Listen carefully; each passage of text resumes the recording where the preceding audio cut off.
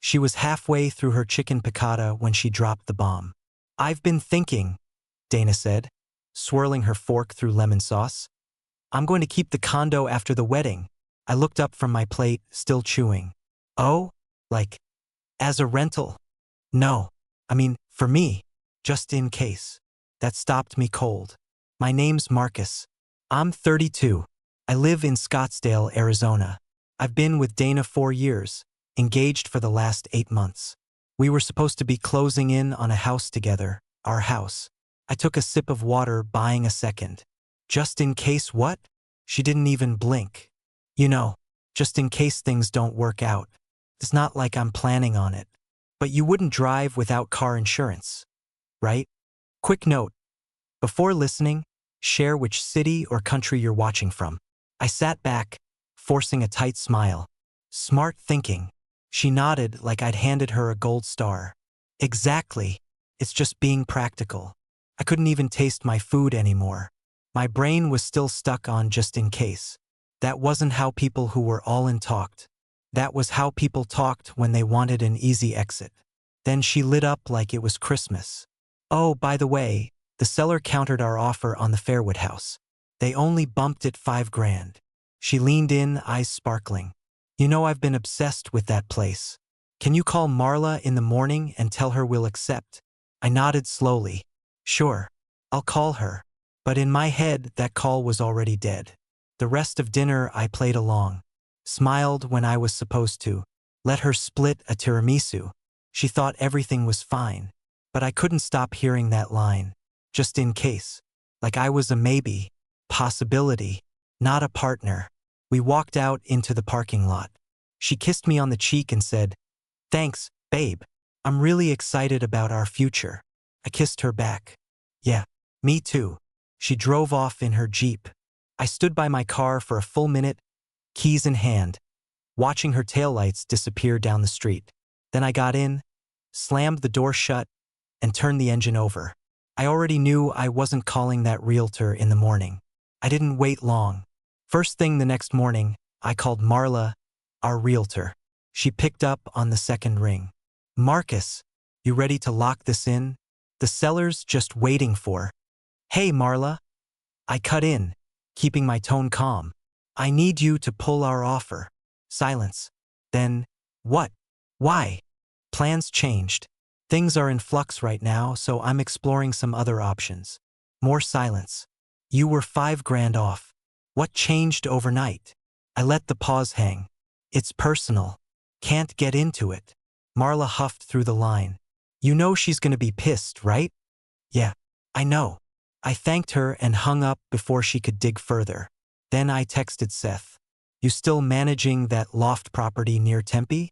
2 minutes later, he replied, "Yeah. 1 unit just opened up. You want it? Can I see it today? Come by around noon. I'll have the key." I showed up 15 minutes early. It had been years since I toured that loft. Back when it felt like a backup plan if marriage never came. Funny how fast things flip. Seth let me in. Same layout as before.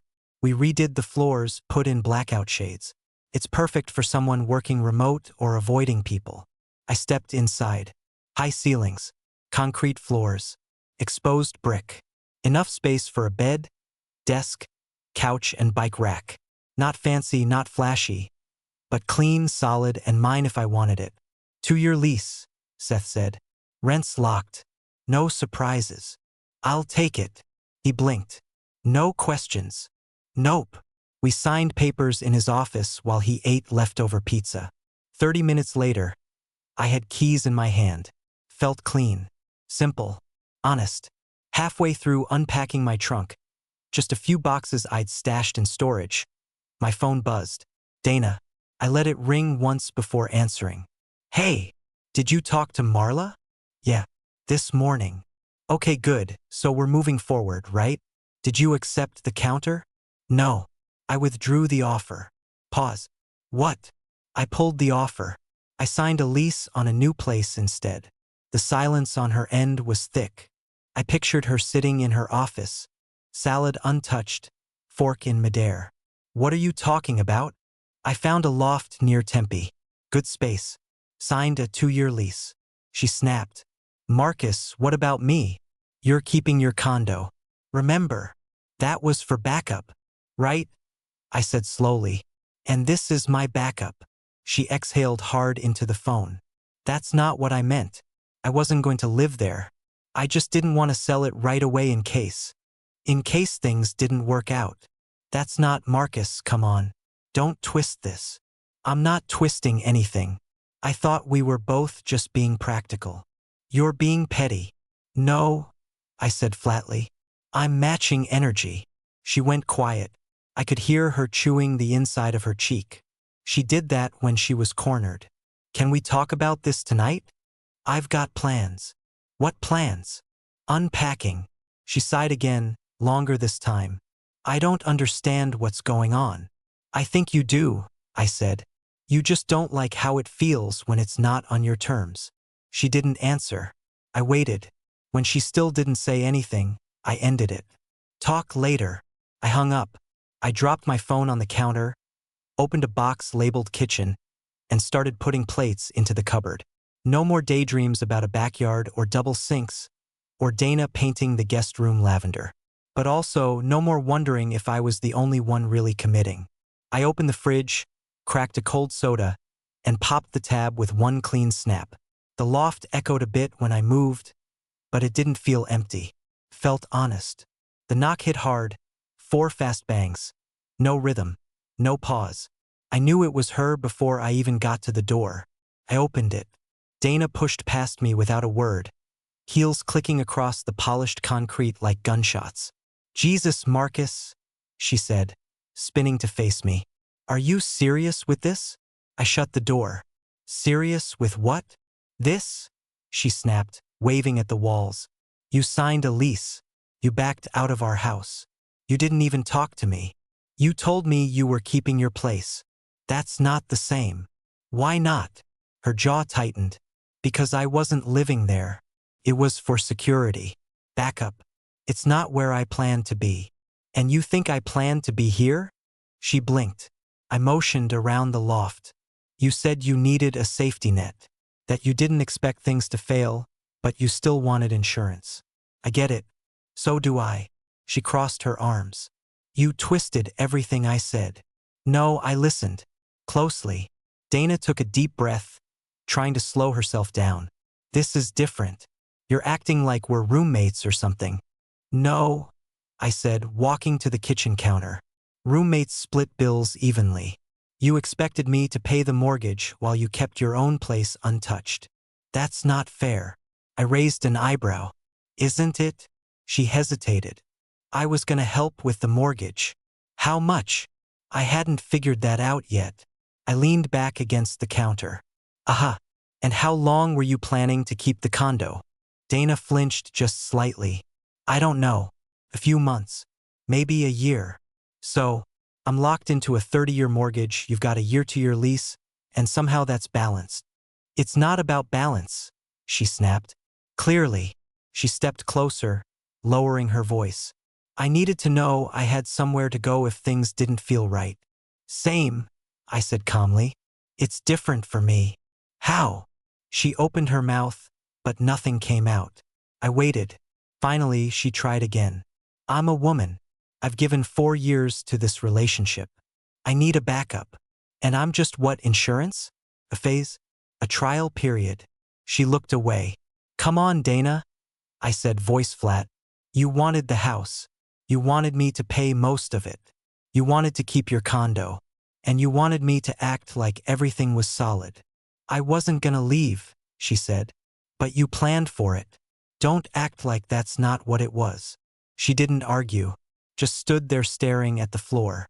I kept going. You want to know the part that really made it clear? You didn't ask if we could work something out. You asked what about you? Like I'm a bad guy for not footing the bill while you keep your options open. She finally looked at me. Her face was red. Not embarrassed, angry. This wasn't supposed to blow up like this, she said, shaking her head. Then maybe don't build a relationship with an eject button wired into the side. You're punishing me for being careful. No, I'm giving you the same space you gave me. That's all. Dana grabbed her bag off the stool near the door. So what? You're just gonna live here alone and pretend we're still engaged? I'm not pretending anything. She didn't say goodbye. Just yanked the door open, stomped out, and slammed it behind her. I didn't follow. Didn't need to. I heard her heels all the way down the hallway. Every step was frustration, confusion, and the sound of someone realizing the game she thought she controlled wasn't playing out how she expected. 2 days later, the spin machine kicked on. It started with mutual friends texting things like, "Heard you're freaking out? You okay, man?" Or "Cold feet's normal, dude." One guy even sent me a Bible verse about courage and faith. That's how I knew Dana was working phones. Then her mom called. Lillian had that sweet but never actually sweet voice she used when she wanted something. "Marcus, honey, I just wanted to check in. Dana's been so upset." I held the phone between my shoulder and cheek while I scrubbed a pan. "She told me you're having second thoughts. Is that true?" "I'm having second thoughts about buying a house with someone who doesn't plan to live in it." Lillian's tone sharpened. "Marcus, don't be dramatic. I'm being exact." She went quiet, then softened again. "You two love each other. That's what matters. Dana just needs to feel secure." "Then she should have married someone else," I said, rinsing the pan. "Don't say that. She made plans in case it didn't work out. Why shouldn't I?" Lillian sighed like I was a lost cause. "You're a good man. Don't let fear ruin something beautiful." I hung up without saying goodbye. Next morning, Dana showed up again. This time with a laptop and a stack of printed spreadsheets like she was pitching a merger. "I've been working on the numbers," she said, laying papers out on the kitchen island. "I think we can still make the house work." I stayed silent, arms crossed. "We do a 60-40 split on the mortgage. I can cover that and still afford to keep my condo." I looked down at the sheet she slid over. Monthly budget, color-coded, neat rows. Rent for her condo. Her share of the mortgage. Groceries. Utilities. Then I saw it. Line item near the bottom. Dana's emergency fund. $750 per month. I tapped it. "What's this?" She looked straight at me. "That's what I'd save each month, just in case something goes wrong." I nodded. "So I pay more, and you use the extra to build a runway in case you leave?" "It's not like that." "How is it not like that?" Dana pulled the sheet back like I'd spilled coffee on it. "Marcus, this is a smart way to protect both of us." "No," I said. "It's a smart way for you to stay protected. I'm not even on this budget except as a payer." She huffed. "I'm trying to compromise." "You're not compromising. You're just rebranding your exit plan with numbers." Her eyes narrowed. "So what? You just want us to keep living apart forever?" I shook my head. "No. Here's what I'm offering. We keep separate places the first year of marriage. 1 year. Then we sit down and reevaluate. Together."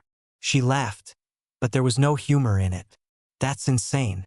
What kind of married couple lives apart by choice?" "You tell me. You were already planning to." Her face flushed. "I said I'd keep it. I didn't say I'd use it, right? You just wanted to know it was there in case I disappointed you." She closed the laptop hard. "This is your pride talking." "No," I said, stepping around the island. "This is me setting terms after 4 years of being told we're partners, only to find out I'm the only one not holding a parachute." Dana stared at me like I'd insulted her mother. "I'm not gonna play along," I said. "If you want the house, buy it yourself. If you want the marriage, come into it equal. But I'm not signing on to carry the whole thing while you play it safe." She grabbed the laptop and shoved the papers into her tote like they'd betrayed her. "You'll regret this," she said, stepping toward the door. "Maybe," I said, "but I won't regret being honest." She slammed the door harder this time. I let it echo through the loft while I dumped her spreadsheets in the trash. Next day, I was 2 sets into dumbbell rows at the gym when I noticed them. Tanya, Jess, and Nina, huddled near the stretching mats, whispering and staring like I had spinach in my teeth. I clocked it and kept lifting, but I knew they weren't there for glutes and hamstrings. Soon as I grabbed my towel and headed for the water fountain, They intercepted me like a damn ambush. Tanya was the first to speak. Hey, Marcus. Got a second? I didn't, but I nodded anyway. Jess stepped in closer. We heard about the house stuff. Look, we just want to help you see the bigger picture.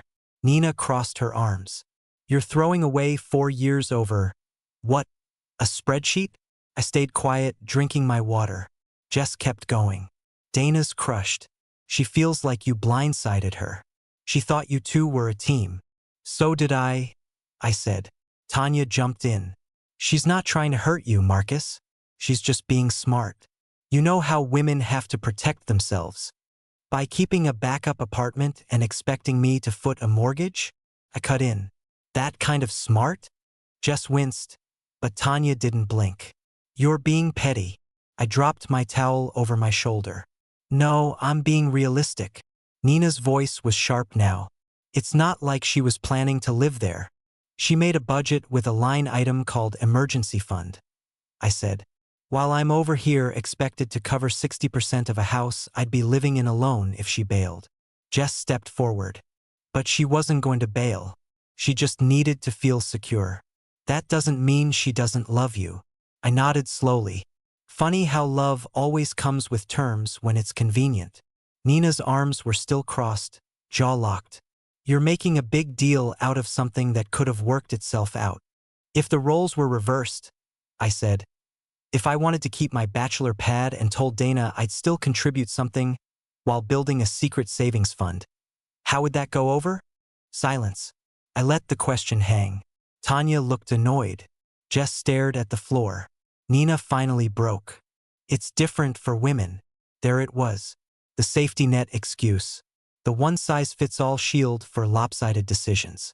I grabbed my gym bag. If it's different, then maybe we don't belong in the same kind of marriage. Come on, Marcus, Jess said, softer now. You're not being fair. I'm being honest. I stepped around them and headed for the locker room. Nobody followed. And as much as they tried to make it about commitment or cold feet, none of them could answer the one thing that mattered. Why did only one of us need an escape plan? The photo wasn't even that special. Just me standing in the kitchen of my loft, holding a cold brew and leaning against the counter. The caption was short. Bachelor life not bad. I posted it on Instagram around noon. By 5, my phone was on fire. Texts, missed calls, DMs from coworkers I hadn't spoken to in months. One of my groomsmen, Travis, called laughing. Dude, is that your way of saying the wedding's off? Or did you get hacked? My aunt from Colorado called next, asking if she should still book her hotel. And then came the knock, sharp, familiar, aggressive. I opened the door, and there they were. Dana, her sister Claire, and her mom, Lillian. All three dressed like they were coming from a lunch where the topic had been me. Dana pushed past without waiting. Claire followed, arms crossed, face already locked in judgment. Lillian stayed near the door, fake smile ready. Dana turned on me fast. Why would you post that? I shut the door and stayed calm. Because it's where I live. And people keep asking. Claire jumped in. So you just broadcast it like a breakup announcement? I didn't say anything about the wedding. You didn't have to. Dana snapped. You know how this looks. It looks honest. I said. That's the difference between you and me. Dana's jaw clenched. You're trying to embarrass me. No, I said. I'm trying not to lie. Lillian chimed in. Marcus, come on. Posting something like that without talking to Dana. How do you think that makes her feel? I think Dana made her feelings pretty clear when she decided to keep a backup apartment. I just figured I should be upfront too. Dana threw her hands in the air. It wasn't a backup. It was security. That's not the same thing. It is when you're asking me to buy a house for both of us while you keep your own place untouched. Claire stepped forward. This is starting to sound like financial abuse. I blinked. Excuse me? She pointed at me. You're using money to manipulate her, making her feel like she can't have safety unless she plays by your rules. I laughed once, short and cold. You're joking, right? She's the one who set the rules. I'm just finally reading them. Dana's voice cracked. You don't understand what it's like to be a woman in this situation. No, I said, locking eyes with her. But I understand what it's like to be asked to invest in a future that only one of us is locked into. You wanted me to sign papers, take on a mortgage, put down roots, and you wanted to float just in case. Dana shook her head, eyes welling up. You're twisting this. I'm the one taking the risk. How? I asked. You get to keep your place, your money, your backup plan. If this goes sideways, you land on your feet. I get a 30-year loan and an empty house. Lillian's voice dropped. She didn't mean to make you feel that way, Marcus. She just... I held up a hand. It's not about feelings. It's about facts. Dana wiped her eyes. I just needed to know I'd be okay. Me too, I said. But apparently that wasn't part of the plan. Claire muttered something under her breath, probably meant for Dana's benefit, but I ignored it. The room went quiet for a moment. Real quiet, just the hum of my fridge filling the air between us. Then I spoke, slow and clear. You don't go into marriage planning your exit. That's not partnership. That's strategy. And I'm not signing up for that. Dana looked like she wanted to scream. Instead, she turned to her mom and said, "Can we go?" Lillian nodded, giving me one last look like I was the child who didn't share the toys right. Claire opened the door. Dana hesitated, then followed. None of them said goodbye. I watched the door swing shut, then turned back to the counter, picked up my coffee, and scrolled through the comments. One said, "Freedom looks good on you." It did. The next morning, my phone rang with Marla, Realtor, across the screen. I figured she was still salty about the deal falling through. I almost let it go to voicemail, but curiosity won. I picked up. "Hey, Marla." She was laughing before she even said hello. "Oh my God, Marcus. You're not gonna believe this. What happened? Guess who called me first thing this morning?" I already knew. "Dana." "Bingo," she said. "Wants to know if the Fairwood house is still available." I sat down on the edge of my bed. "You're kidding." "Nope." She wanted to submit a solo offer. I rubbed my face. "Unreal." She even asked, get this, if we could transfer your original deposit to her. I blinked. She said that. Verbatim. I told her, "Dana, that's not how this works. You're not married, you didn't make the offer, and his money is his money." I shook my head slowly. Of course she did. She still tried to argue it. Said it was joint intent or something. I could practically hear Marla rolling her eyes through the phone. I shut that down fast. She got quiet real quick after that. "Thanks for not entertaining it. Please. I may sell houses for a living, but I'm not in the business of helping people steal deposits." We hung up after a few more laughs, but the second I set my phone down, the humor peeled off, because it clicked. She didn't want us in that house. She just wanted the house. And if I wasn't going to buy it her way, she'd try to get it herself, with or without me.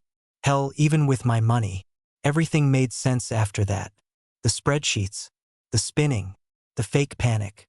She was chasing the dream life she pictured, and I was supposed to foot the bill and fit into it. But when I stopped cooperating, she didn't fight for me. She fought for the property. That said more than any argument could.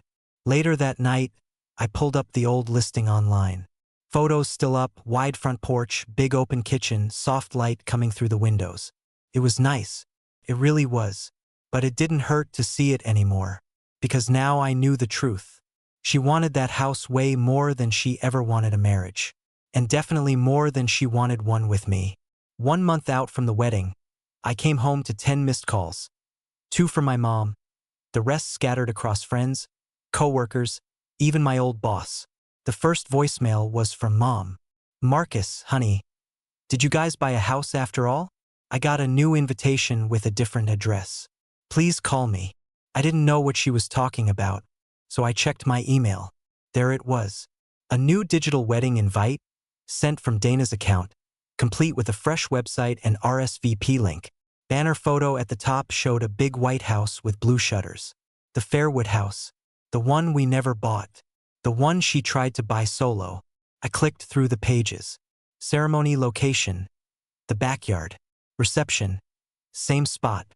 gift registry linked to an address that didn't belong to either of us. She built an entire fantasy life and emailed it to 200 people like it was real. I texted her immediately. Me, take it down. Dana. Buy it and it won't be a lie. That was it. No apology. No explanation. Just buy it. An hour later, she showed up at my door. No knock this time. Just her face in the peephole and 2 manila folders clutched in her arms. I let her in. She dropped the folders on the counter like she was closing a deal. I found another place, she said. Smaller outside the loop, but it'll work. I talked to the lender. We're pre-approved. I opened the folder and flipped through the paperwork. Then I stopped. You listed me as the buyer. She nodded like it was normal. Yeah, you make more. It's easier that way. My stomach turned. Dana, I never signed any of this. It's not finalized yet. You just have to fill out the last few forms. I already sent everything else in. I stared at her. You applied for a mortgage with my name on it. We're getting married, she said flatly. That's not consent. She folded her arms. It's not fraud if we're doing this together. We're not. You forged half this paperwork. Her voice sharpened. I didn't forge anything. I filled in the blanks. You put my information on a loan without telling me. That's identity fraud. Dana's expression cracked for a second. Just a second. Then the mask came back on. Marcus, don't be ridiculous. You're making this harder than it has to be. I'm not signing this. She didn't blink. If you don't, you know what people are going to think? I don't care. She stepped closer. I'll tell everyone you backed out and left me with nothing. That you promised me a home, then changed your mind and stranded me. You'll look like a coward. I held her gaze. You already made me the villain. Might as well live up to it. You're seriously gonna let me be homeless? You own a condo, Dana. She scoffed. Not for long. I can't afford it on my own now. I've been prepping for our future. No, I said. You were prepping for your safety net while sticking me with the bill. She leaned both hands on the counter. So that's it? You're just walking away. I shrugged. You said if I didn't fix it, the wedding's off. She stared at me like I'd slapped her. Are you saying okay? I'm saying okay. Dana didn't move. She didn't cry, didn't scream. She just stood there, breathing heavy, jaw clenched. She never thought I'd call her bluff. But that's the thing about poker. You don't bet your life on a hand you were never ready to show. I picked up the folder and handed it back to her. Next time, find someone who won't read the fine print. She took it without a word and walked out the door. I was halfway through cleaning out the fridge, tossing expired sauces and an old tub of hummus, when someone pounded on the door. Not knocked, pounded. I opened it and found Dana standing there, red-eyed and shaky, with a tall, broad-shouldered guy behind her. Mustache, calloused hands, flannel shirt with rolled-up sleeves. She didn't speak. He did. You Marcus. I am. I'm Roy, Dana's father. I nodded once. Okay. We need to talk. He didn't ask. He just walked in. Dana followed, head down, like she'd been dragged here by force or guilt or both. Roy looked around the loft and snorted. This what you picked instead of building a life with my daughter? This is what I picked instead of pretending. He stepped in close. Look, son, I don't know what kind of pride trip you're on, but you need to man up and fix this. You've got a wedding coming. Family. Responsibility. I didn't flinch. I've got no problem with responsibility. But I'm not signing up for a marriage where one person gets the benefits and the other one carries the risk. Roy frowned. What the hell does that mean? It means, I said, your daughter wants me to buy a house, fund it, and commit to her completely, while she keeps a second apartment, a separate savings account, and an exit strategy. Roy looked at Dana, then back at me. That's called being careful. Ain't nothing wrong with making sure she's protected. Then she shouldn't be getting married. He stepped in closer. You don't talk about my daughter like she's some. I'm talking about me. I cut in. I'm not going to be the guy who builds a foundation while the other person keeps one foot out the door. Dana's voice cracked. I just wanted to feel secure. And I didn't? I said. You wanted me to commit fully while you held onto the option to walk. It wasn't like that. Yes, it was. From day one of this conversation, it's been about how to make you feel safe. Never once did you ask what I needed. She shook her head, tears spilling now. That's not true. Roy tried to step in again. Look, emotions are high. Just take a breath. Both of you. I turned to him. She doesn't trust me enough to go all in. So we shouldn't be getting married. Dana covered her mouth, sobbing hard now. He looked at her, like maybe for the first time he wasn't sure what side to be on. Then she whispered it. I kept the condo in case things went bad. That was always the plan. That was it. That was the sentence I'd been waiting to hear for weeks. Not the spin. Not the excuses. Just the truth. Thank you, I said. She looked up, confused. For finally saying it out loud. I walked to the door, opened it, and stepped aside. Roy didn't move. I looked at him. We're done here. Dana wiped her face with both hands, took a shaky breath, and walked past me without a word. Roy followed, slower this time. At the threshold, he turned. You better hope you didn't just make the biggest mistake of your life. I met his eyes. No, sir. I just avoided it. Then I shut the door behind them. 2 weeks out, the wedding was officially off. No announcement. No explanation. Just a silent vanishing of RSVP links, vendor tags, and Pinterest boards. Dana started telling people it was mutual. Something we both decided. That didn't last long. Claire, her sister, got drunk at a backyard party and went live on Facebook. Slurred words, glass of rose in her hand, ranting about how Dana had a whole plan. She was going to tell him after the wedding. She wasn't stupid. The comments were worse. TBH, we all knew. Girl had a backup condo and a savings fund with his money. Y'all should have stopped her. I read it all in bed, scrolling slow, letting every sentence burn a little less than the last. It didn't even make me mad. I felt fine, relieved. The truth was out, and none of it came from me. A few days later, Dana texted me. Dana, I had to give up my car. Can't afford the apartment alone. This is what you wanted. Then, you ruined everything. I didn't answer. She wanted someone to blame. I wasn't giving her that too. By then, I'd already started seeing Sarah. Met her through my cycling group. Sharp, steady, no games. When I told her the story, she blinked twice and said, that sounds like a reality show that got canceled halfway through. She wasn't wrong. Last I heard, Dana took in a roommate. And from what Travis told me, that roommate's boyfriend basically lives there now. 2 people in her safe space. Both splitting rent, neither named Marcus. Funny how that works. The place she fought to keep for security. Now just another apartment with other people's shoes by the door and dishes in the sink. Meanwhile, my loft stayed quiet. Clean. Simple. No fake budgets. No backup plans. Just peace. She got her security. I got my sanity.